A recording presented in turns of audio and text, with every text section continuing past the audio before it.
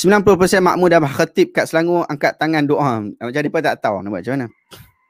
Saya ada tengok juga, aduh kenapa tu imam ni angkat tangan lah. Dia tak tahu bab ni. Dia tak tahu lah tu. Dalam mazhab Syafi'i macam mana dia tak tahu.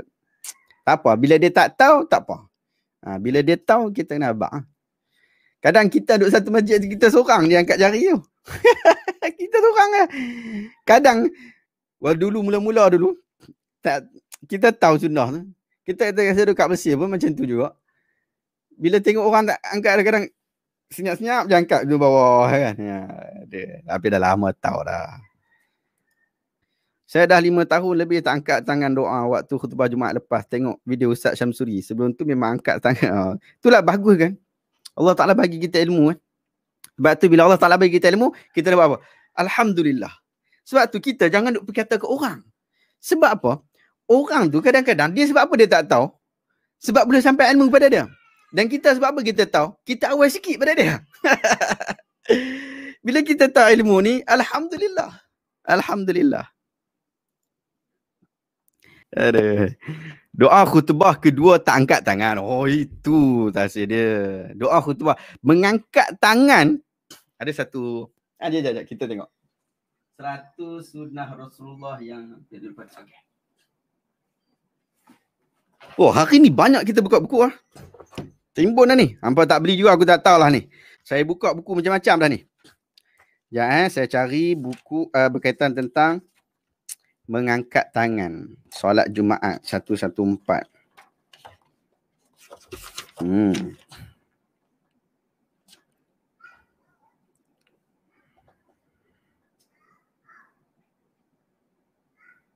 Okey. Baca kita baca Ingat tau, saya sebut ni bukan main-main dengar je. Mungkin kita nak ambil manfaat ni. Kalau anda okey, tak ada masalah, boleh kita amalkan. Okey, kita tengok ni. Ini buku 100 sunnah yang hampir dilupakan oleh Haifa Abdullah Ar-Rashid. Ni orang perempuan ni. Ulama perempuan daripada Arab Saudi. Ulama perempuan. Jarang ulama perempuan tulis buku ni. Ulama perempuan. Bab pelbagai sunnah berkaitan dengan salat Jumaat. Sunnahnya adalah khatib memberi isyarat dengan jari telunjuk. Macam mana? Macam ni. Macam dia. Allahumma rzuqna. Allahumma rzuqna rizqan tayyiba. Allahumma hdina ila sabirur rasyad. Dia angkat tangan macam ni. Jari telunjuk. Ataupun dia angkat, dia buat macam ni. Dia buat macam ni. Allahumma rzuqna. Allahumma rzuqna. Macam tu. Dia doa dalam keadaan dia angkat jari macam ni ataupun dia angkat jari macam ni. Kedua-duanya dibolehkan. Sama ada macam waktu kita tahiyat ataupun begini. Pun boleh, tak ada masalah. Jadi sunnah dia apa? Khatib memberi isyarat dengan jari telunjuk ketika berdoa. Daripada Husain bin Abdul Rahman, daripada Imarah Ru'aibah. Katanya, Imarah pernah melihat Bishr bin Marwan di atas mimbar mengangkat kedua-dua tangan. Macam doa macam biasalah. Kedua-dua tangan ni. Ni, kedua-dua tangan. Mengangkat kedua-dua tangan. Ni, macam ni. Angkat kedua-dua tangan. Doa kan? Kedua-dua tangan. Mengangkat kedua-dua tangan. Di atas mimbar. Imarah pun berkata, Allah memburukkan kedua-dua tangan ini kerana dahulu aku melihat Rasulullah SAW dengan tangannya tidak begitu.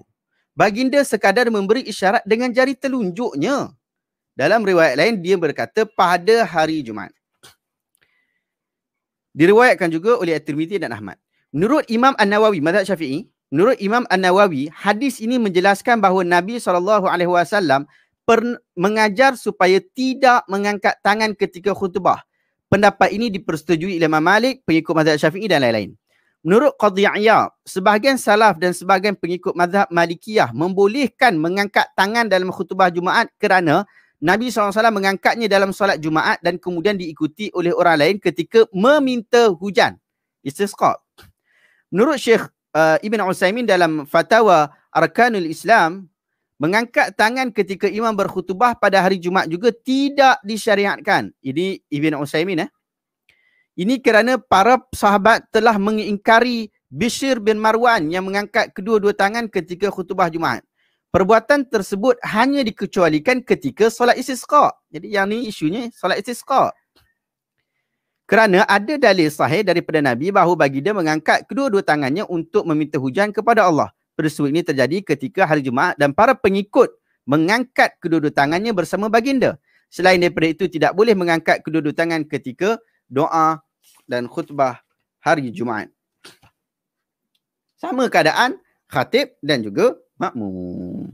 Wallahu ta'ala. Dapat? Dapat tak? Dapat lah? Itu, clear. Ni buku ni. 100 sunnah yang hampir dilupakan. Manusia penuh kedengkian. Ustaz, apa itu hadis